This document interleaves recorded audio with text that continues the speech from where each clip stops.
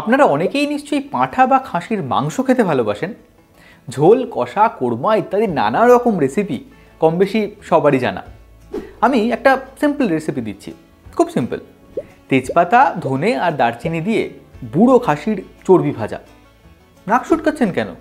আরে মশাই, চাঁদ সদাগরের ছেলের বিয়েতে এটা অন্যতম স্টার আইটেম ছিল। সে কথাই তো দ্বিজ বংশীদাস আমাদের জানাচ্ছেন 500 বছর আগে লেখা তাঁর মনসামঙ্গল কাব্যে।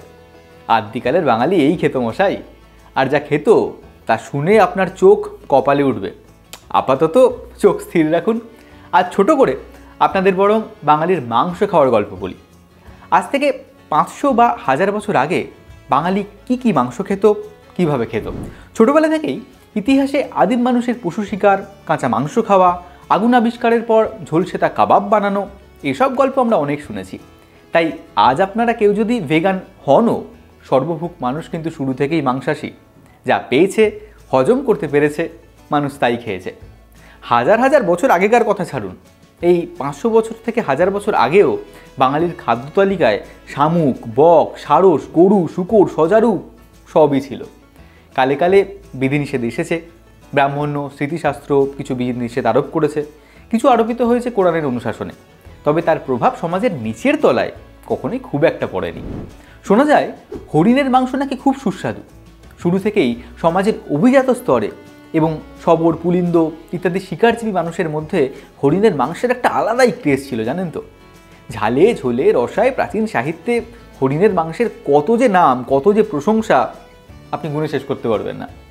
এই যেমন বাঙালির প্রাচীনতম যে সাহিত্যিক নিদর্শন চর্যাপদ, সেখানেই হরিণ শিকারের কথা বারবার আসছে। কবি বলছেন, আপনা মাংসে হরিণা বৈরী, অর্থাৎ হরিণ তার চমৎকার মাংসের জন্য নিজেই নিজের শত্রু। তবে হরিণের পাশাপাশি ছাগলের মাংসও কিন্তু সমাজের সর্বস্তরের মধ্যে বেশ জনপ্রিয় ছিল। খাসি করার পদ্ধতি বা খাসির মাংসের কথা প্রাচীন বাংলায় আমি অন্তত খুব একটা খুঁজে পাইনি। তবে 150 বছর আগে কবি ঈশ্বরগুপ্ত ছাগলেরই জয়গান গেয়েছেন। রসভর রসময় রসের ছাগল, তোমার কারণে আমি হয়েছি পাগল। বাঙালির মাংস খাওয়ার টুকরো টুকরো ছবি ছড়িয়ে আছে নানা কাব্যে। যেমন মধ্যযুগে চণ্ডীমঙ্গল কাব্যে দেখা যায়, ব্যাধ কালকেতুর পেশা ছিল শিকার করে সেই মাংস হাটে বিক্রি করা। তাকে আমরা গোসাপ ধরে আনতেও দেখি, তার মানে বাঙালি তখনও গোসাপও খেত। কচ্ছপ, খরগোশ, সজারু ইত্যাদিও ছিল তার খাদ্য তালিকায়। তাহলে এগুলো থেকে আমরা সরে এলাম কেন, তাই ভাবছেন তো? ওই যে বললাম, এখানে ব্রাহ্মণ্য স্মৃতিশাস্ত্র শাসিত সমাজের একটা ভূমিকা রয়েছে। দেখুন, ব্রাহ্মণ্যতন্ত্রের মধ্যে থেকে প্রতিবাদস্বরূপ বেরিয়ে এসেছিল বৌদ্ধ ও জৈন ধর্ম, যাদের অন্যতম মূল কথা ছিল অহিংসা। জৈন তীর্থঙ্কর মহাবীর বাংলা থেকে ঘুরে গিয়ে বাঙালির অখাদ্য কুখাদ্য খাওয়া নিয়ে যে নিন্দামন্দ করেছিলেন, তা তো বাঙালির এই যা পাই তাই খাই স্বভাবের জন্যই। বেচারা মহাবীরজির বাংলায় ঠিকমতো করে খাবারও জোটেনি, অর্ধাহার অনাহারে দিন কাটাতে হয়েছে।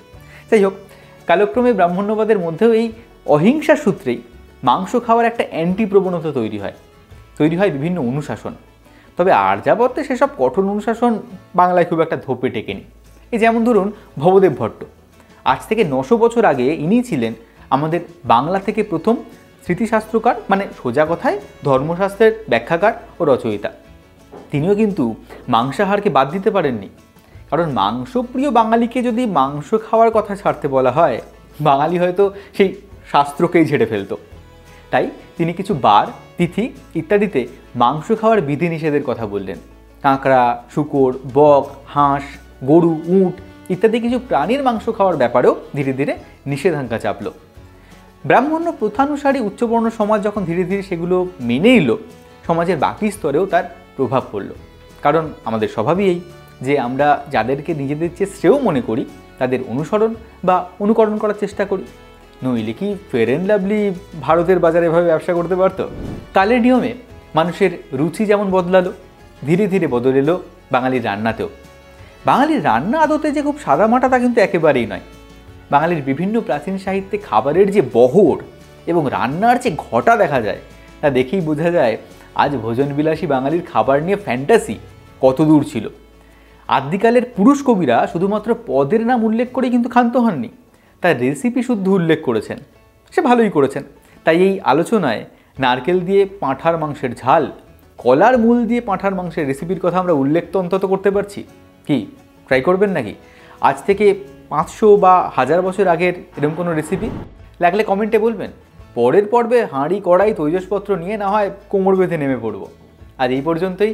পরের পর্বে দেখা হচ্ছে অন্য কোনো বিষয় নিয়ে। ততক্ষণ সঙ্গে থাকুন আর লাইক শেয়ার সাবস্ক্রাইব করে পাশে থাকুন এই চ্যানেলের।